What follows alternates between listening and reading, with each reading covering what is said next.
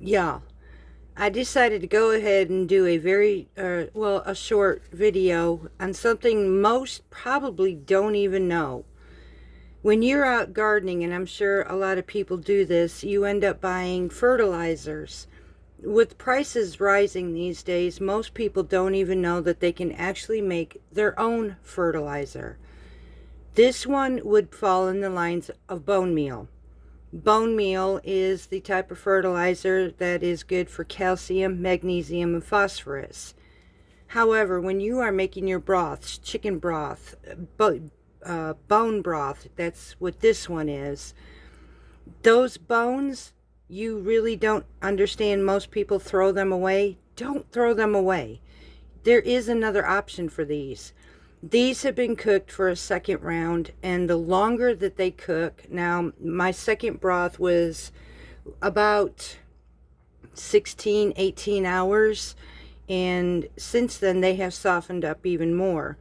The more you cook these bones, the softer they get, and I'm going to show you a prime example. You would not think it because it looks like, and I'm going to move this aside, it looks like it's pretty thick, and this would just not cut, or you can't break it. Let me show you something. I'm going to take this piece right here with this knife and just pop it right down there. There's not a lot of force, and this has been cut into two, and you see, I don't know if this will focus in right, but these are pretty porous. They've got a lot of air holes running through this. Now the bigger pieces like this, they are a bit harder to cut. However, with not a lot of force, you can break these up with a hammer, and you end up with this effect too. Now what would I do with this? In about 3-inch pieces, I'm going to run this through my dehydrator at the highest point, which would usually be used to make jerky. That also helps sterilize them.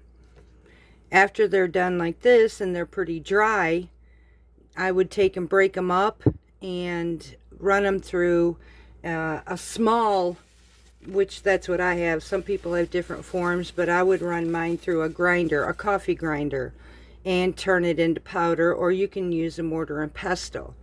Some people, if you wanted to, you can actually do this ahead of time and turn it into powder and then dry it. To me, this is pretty messy.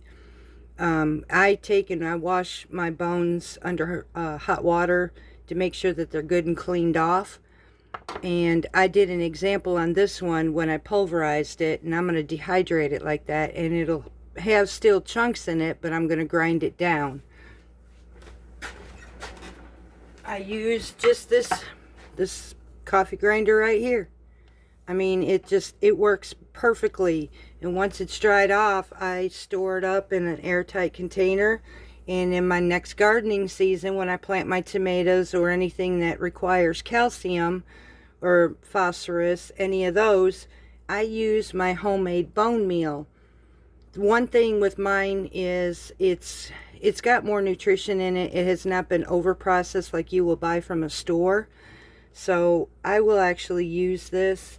I don't waste my bones, and most people don't understand you can actually get so many more uses out of the products that you use. When you make your broth, you can also make fertilizer. So I thought I'd go ahead and share this with you and see if this is something that would interest you as well. You can actually bake this if you don't have a dehydrator at 350 degrees until they're completely dry. That's another way of sterilizing them too. Just keep an eye on them. You don't want to burn them or nothing. But I'm hoping this actually helped you extend the fact of use for your products, or use for things that we never knew about. No waste, and it saves you trash for something that's really beneficial. So I'm going to go ahead and finish off my bones here, dehydrate them for at least 12 hours, and I will have fertilizer for my next spring growing season. Hope this interests you, and hope you enjoyed this video. Much love from Parton's Heritage Homestead.